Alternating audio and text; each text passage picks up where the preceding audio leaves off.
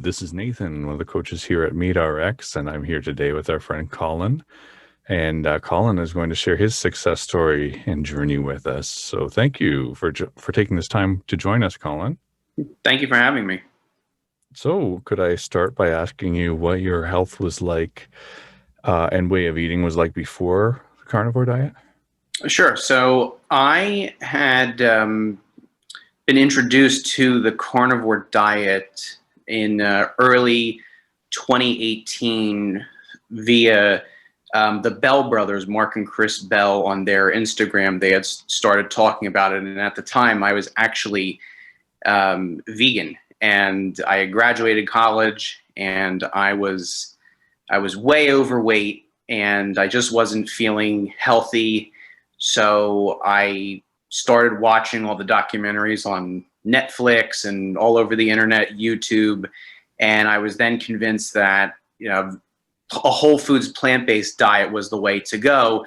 So I actually started along that way, and then I ended up with some unintended or maybe intended negative effects. I did lose weight, but I lost a lot of strength. I ended up with digestive problems, and I was really hoping that there was something better. So when Chris Bell had mentioned on his Instagram one day that he was going to start a carnivore diet because of this guy, ShawnBaker, I thought, oh, that's the craziest thing I've ever heard. Meat, because I had been convinced through all this literature and everything that meat was going to kill everybody and destroy the earth at the same time. So I said, oh, I can't even believe this. And I called my dad and I said, Dad, you're not going to believe this, because I convinced my dad that meat was terrible and plants were the way to go and the only sustainable way. And my dad actually said, oh, he goes, I'm so sick of plants. He's like, I would just love to have a steak. And so my dad and I talked it over, and we said, you know what, let's be open-minded about this and let's give it a shot. So this was in, I think, January of 2018. Brand new year. Everybody does a clean slate, wants to get healthy after the holidays. So my dad and I said, okay, we're going to go from a completely plant-based diet to now a completely meat-based diet. So that's when I started on the carnivore diet, and then I dove into all the literature about keto and carnivore and a lot of people in that circle, and I gave it a shot, and I actually ended up losing more weight. My strength came back. My digestive issues that I was having from basically consuming so much fiber, as well as, when you eat, like if you look at something like Stan Efferding, when he talks about when you eat things like onions and garlic and I think it's the raffinose or something, and then you end up with just this like bloated feeling, and that's how I was feeling pretty much every morning when I would wake up, and it just felt awful. And that all went away from a meat-based diet.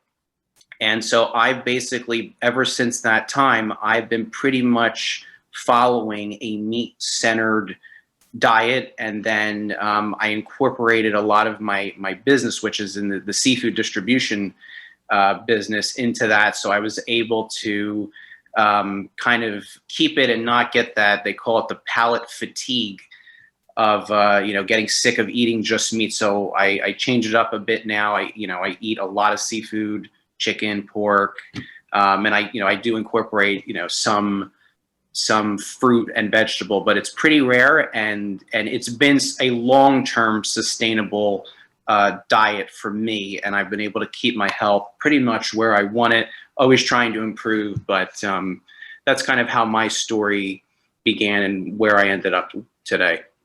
Mm-hmm. It's interesting that you were so open-minded after being vegan. Oh yeah. For a while. Yeah. And Yeah. just like, all right, well, let's try the opposite.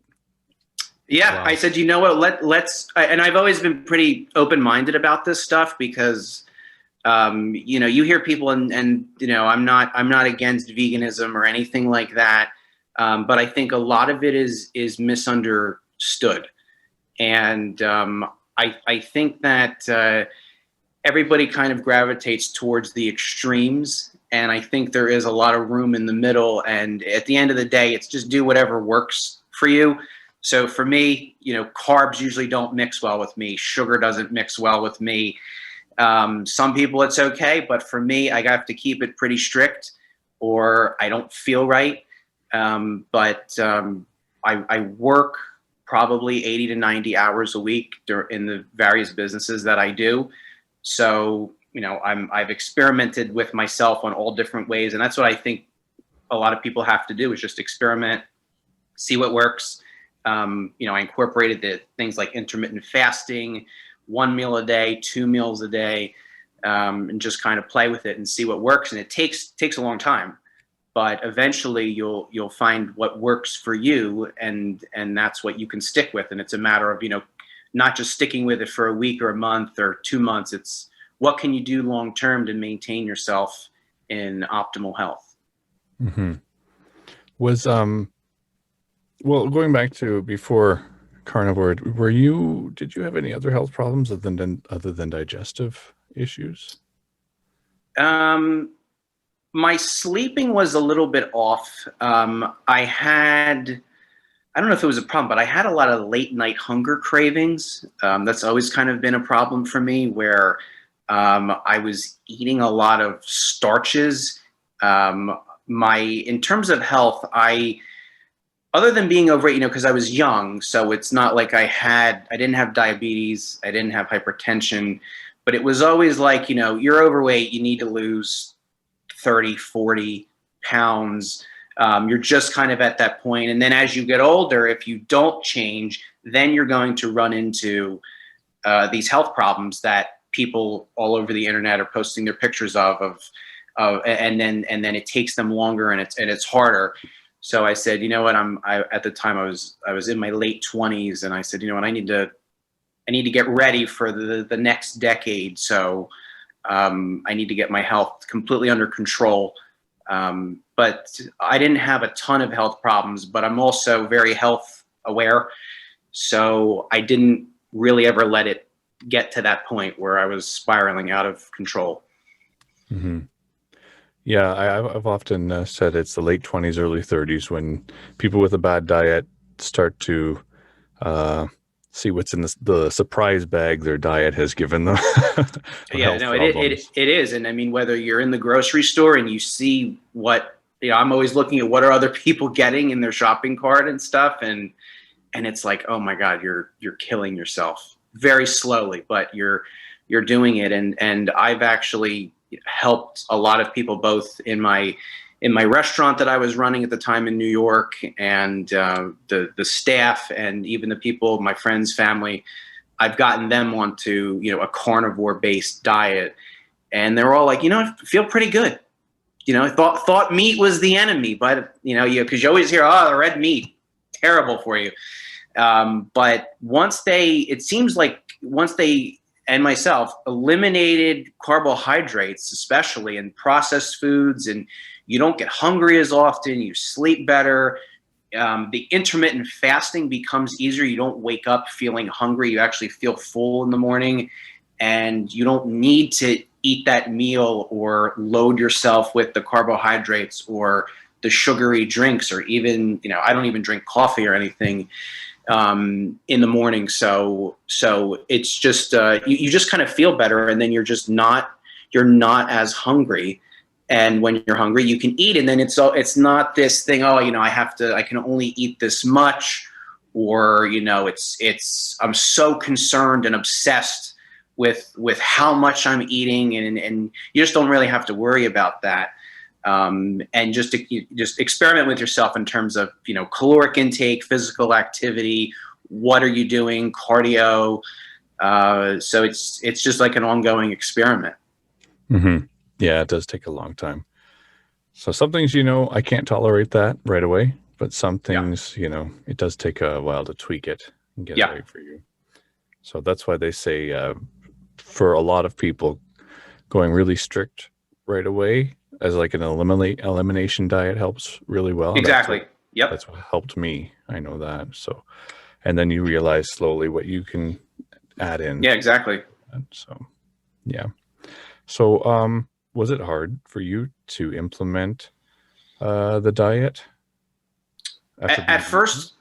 first, it was pretty difficult, but I was kind of blessed to be in a situation where I was running a restaurant, so I had access to a lot of ingredients. And my restaurant happens to be across the street from a Whole Foods, which made it even easier. I think the bigger challenge was making it economically doable, because you see a lot of these people in the groups. They're one of their concerns not only is longevity of the diet, but also affordability. So I worked with a lot of my distributors, and that's kind of how I got into the distribution, the wholesale B2B side and the direct to consumer side, because I myself was put in a position of, okay, how do I stretch my dollar as far as I can get and have a really good high quality source of, animal-based protein in my diet, so that, that involved watching sales, looking, going to Costco. I'm a huge Costco person. Looking at other online companies, how they're offering deals to their customers, how they're attracting new people, what are people willing to spend, and then also being mindful of what just people are willing to pay for it. So that to me was a bigger challenge, is just how to do this all in an affordable way, but also the quality component needs to be pretty high, because you can only, they talk about, you can technically eat McDonald's every day as long as you get rid of pretty much everything but the meat, but you're going to get sick of fast food after a certain period of time. So how do you get that clean quality, high quality, sustainable product that you're not going to get sick of, that you can get enough variety into? So that's been a challenge for me, but it's something that I'm trying to find the solution towards. And that's how I kind of built my next, business around it. Oh, that's awesome. Wow. Yeah. A lot of people do think that it costs more to be on this diet, but I've actually found the opposite. I mean, I used to eat out a lot, Yeah. and that's expensive. So to Yeah. go from eating out 1, 2, sometimes 3 times a day to cooking all my food at home and eating once or twice, for me, I don't know what they're talking about. I save a lot of money on this diet. So Yeah, you can save a lot of money, and I mean, you can, if you get yourself like a good quality air fryer that just, and it's not even, doesn't have to be an expensive air fryer, and you air fry a steak, that in a lot of ways can be significantly cheaper and just as good, if not better, than going to a steakhouse. So there's a lot of tips and tricks that you can implement, so that you're not worrying about, spending like $20 a pound on prime grade meat. You can actually cut that down, and then you'll find that you don't really have a desire to go out to eat. And you already know, if you go to a restaurant and you're with, well, now you can't be with anybody, but before you could go to a restaurant and be with a group of people, and you're looking at the menu and you're like, wow, nope, like this is bad. I can't eat this. I don't want to eat this. It's not in line with my diet. So you save money in the sense where you're like, I don't even want to get into that situation where I'm going to have all these food options that I know I'm not supposed to eat, that I know aren't going to agree with me and my diet. So let me just eat at home and cook my steak, or my chicken thighs or something, in my air fryer. And there's so many great recipes now, especially, that you can use, and you really won't even miss going out that much, and you'll be saving. it's true. Yeah. I think it's really the social aspect, either laziness and the Yeah. social aspect of eating out, Yep. but air fryer, we just got an air fryer first time about a week ago. And it's one of those things. I won't say it's the greatest thing since sliced bread, because bread is bad, you know. Yeah. So, but but Yeah. wow, Huge fan of the air fryer. it's one of those things like, where have you been all my life? This thing is amazing. So Right. yeah, it Right. does help a lot on this diet, that's for sure. So Um, okay. Now, did your health problems slowly improve, or was it like a because that's a big change going from vegan to carnivore, right? So Yeah, like, it took me a couple weeks. I didn't have the problem where a lot of times you'll hear somebody will say, "Oh well, I haven't eaten a cheeseburger in 6 years, so if I eat meat, I'm gonna throw up." Like I didn't have that problem at all, and I didn't just dive in and go cold turkey. I gave myself a couple days of just slowly incorporating meat back into my diet after, I hadn't eaten red meat in probably a couple years, and the digestive issues went away almost instantly. Within a couple days, the digestive issues went away. The continued weight loss was more of a gradual decline. So I was kind of already kind of hitting a plateau. It's always, they always say, those last like 10 pounds are always the hardest to like get off and keep off. So that was the most difficult part, and that's still like kind of the ongoing battle that I have, especially around now, the holidays. But that was something that was gradual but doable. And it was funny because I would be when I was vegan, I would say, man, I'm on this juice cleanse, but I could really go for a steak. Or I'd be on this, I'd be on a fast, and then I'd be, I did the super green powders, I did all that stuff, and I'd be like, oh, this tastes like dirt, like I would love a steak right now. And so, but on the meat-based diet, I'm never really saying, I could really go for a potato or anything like that. Every once in a while I'll have a side salad, something, incorporate some plants into my diet, incorporate some fruit into my diet. But mostly meat centered. And I haven't really had any cravings for anything sweet. Cause again, I don't really consume that many carbohydrates. So never really had the issue to go back. yeah, once you're over the hump and it's out Right. of your system, you really don't crave it anymore. Exactly. It's the weirdest thing, because you go from thinking about it all day long. What am I going to eat next? Even right after a meal, you're thinking, you don't really even feel satiated when you're Right. on the traditional diet, Right. And that was actually a problem for me on the vegan diet, was never really felt satiated because I wasn't consuming a lot of protein, mainly because, one, I was never really big into tofu, and I was never really big into things like seitan, and I was never really, and the beans were like a disaster for me. So that component was a disaster in terms of if you look at plant-based proteins. And then I was taking plant-based protein powders to supplement that.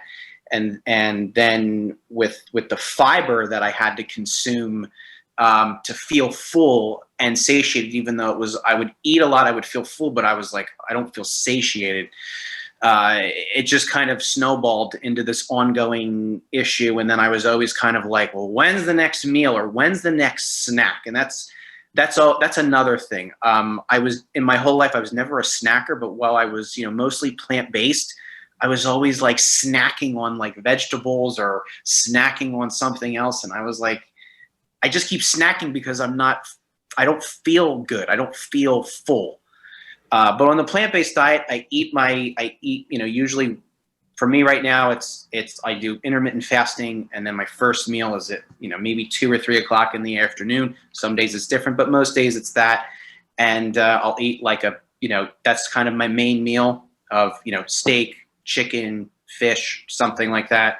And then maybe at night I'll have a very small meal, and that's basically it. And that's just kind of my routine, and I try to stay in that routine, because if I'm going out to breakfast with people, which I've never been a big breakfast person, or if I'm going out late with people, and again, this was all pre-COVID, but if I'm going out late with people, I would say to myself, what, let me stay in my routine and not be tempted to break that by going out and getting, a giant pizza and splitting it with people. Not saying you can't do it, but that what people have a big issue with self-control.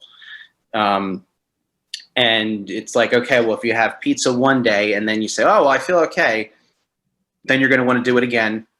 And then all of a sudden, eating pizza once a month turns into eating pizza once a week. And then you just kind of fall back into this cycle. So it's you have to keep yourself accountable. And I think that's a big reason why so many people joined MeatRx is to, one component is to hold each other accountable and to share the experiences for people to say, nope, don't break it. Don't do it. Stay on the plan. Just get over it. It'll pass. And I think that's a really important thing. And like my girlfriend and I, we're on the same diet. So we're always holding each other accountable. So you do need, in this day and age, somebody to hold you accountable, unless you have a really solid track record of discipline. Mm-hmm. That does help. My entire family is carnivore, so that does help a lot. And yeah, the MeatRx community, a lot of whom are on I believe it's even run by the MeatRx community, is a World Carnivore Tribe group. Exactly. Yep. I know I'm on part of.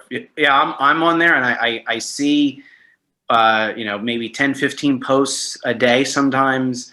What people are eating, what they're experimenting with, and it's cool because people are from all over the world, and you learn recipes, you learn technique, you learn what struggles people are going through, and all that feedback is how I was able to improve my diet with carnivore, and then my business, which is all tied into this community in a sense. Mm-hmm. And that's why we originally reached out. Yeah, could you tell us a bit about that, actually? Yeah, so I'm in New York City, and I started a chain of poke restaurants, which is basically like sushi in a bowl, for all the sushi people out there. And during COVID, we had to shut down, and my sushi grade fish supplier, he lost a tremendous amount of his restaurants because they all had to shut down, and he was dealing with restaurants all over the country. So I said, you know what? I said, why don't we team up, and I'll use my, chef background and logistics background with your distribution and B2B background. So during the lockdown, we kind of teamed up, and we launched a home delivery service of sustainable grade seafood, cleaned, de-skinned, deboned, ready to go. And so we launched that back in May, and we've seen some tremendous feedback and a great amount of support. And we ship all over the country, and we only do the premium sustainable stuff. So a lot of times you'll see that seafood has a really bad reputation for being, full of those toxins and those pollutants, and it's damaging the earth, and it's overfishing, and it's polluting the water, and it's just a negative all over the place. But what we do is we work with state-of-the-art fisheries all over the world, and we offer completely sustainable seafood, meaning that our seafood is audited by third parties. And we're totally transparent. So the same way you are able to go and probably seek out and find online meat distribution and learn about the grass-fed cattle and how they're not in these gigantic feedlots, sitting in their own feces. It's the same process, but on the seafood side. And I've seen a lot of people in the World Carnivore Tribe group. They're like, I would love to incorporate some seafood into my diet, whether I want something that's a little bit more lean. I'm not in the mood for chicken or steak today. So that's how we originally reached out. And we feel that the future of food has to be sustainability and traceability. So we provide all of that, and we ship all over the country, and we're trying to grow, our following and backing of loyal customers and feedback. That sounds great. Wow. Thanks. I know I look forward to my days where I can incorporate seafood. So I don't eat it all the time, but but yeah, I do enjoy it once in a while. So yeah, but and some people in the middle of the country, they don't even have access to good seafood because it's so expensive to get out there. So, and especially now with what's going on with COVID, a lot of people are afraid to go to the store. They want everything to be safe and delivered right to their door. So we're trying to make that work as best we can, and also at the same time provide a quality lean product that is not hurting the environment.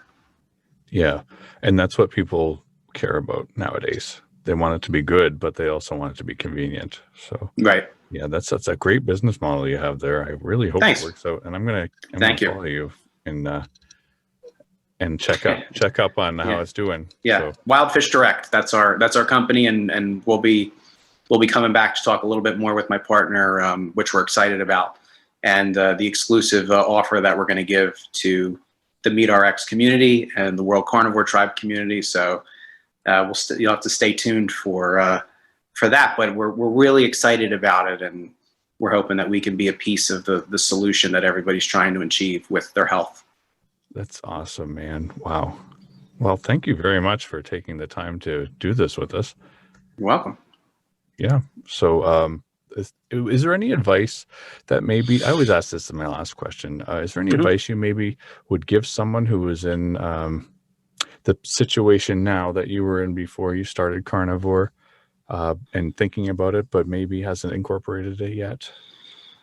Yeah, I would say kind of the same approach that myself and a lot of other people have, is just have an open mind to this. And I tell people all the time, you know what, go watch all the vegan stuff, because believe it or not, there's a major synergy here. And that is, we have a lot of processed food that we have access to, and all of it is bad.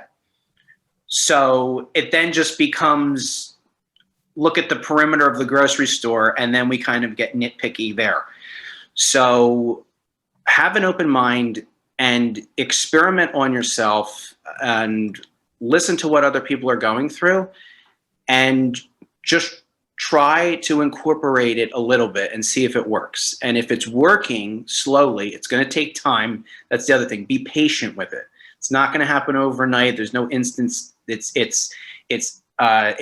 discipline, and it's confidence that you have to have in yourself and believe that it works. And eventually, you might find that it works. You might find that you need to be on a really strict meat-only diet. You might find out that you can have some fruits and vegetables and maybe some carbs, maybe occasionally some sugar, and you'll be fine. But it's do as much experimenting and read as much as you possibly can on all of this, because it's a big world. There's a lot of people that have gone through a lot of different things. You can probably find the answer to what you're looking for, as long as you keep searching for it.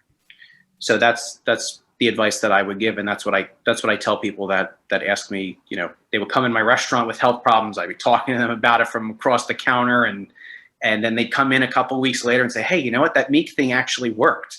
I think I'm going to stick with that. And I'd be like, great, that's cool. And they're like, wow, the restaurant's giving me medical advice. Why isn't my doctor talking to me about this? And I think that's another thing too, is you have to help yourself more than what anybody else is going to do for you. You have to be the one to want to make the change. Yeah, that's true. I find that the success stories are a good place to when you're just getting started. Watching the success stories really helps you learn more about it, and especially ones that were people that you had the same health problems. That helps a lot. With me, it definitely did. So that's why. Good. we like doing them. So hopefully, and I'm sure it will, this success story with Colin here will help a lot of people out there who are going through that. And that sounds like an awesome business idea. So Thanks. I really, really wish you the best with that. And I Thank look you. forward to hearing updates on it. So, all right. Thanks so much. Well, thanks a lot for your time, Colin. And we'll see you around the MeatRx community. All right. Take care.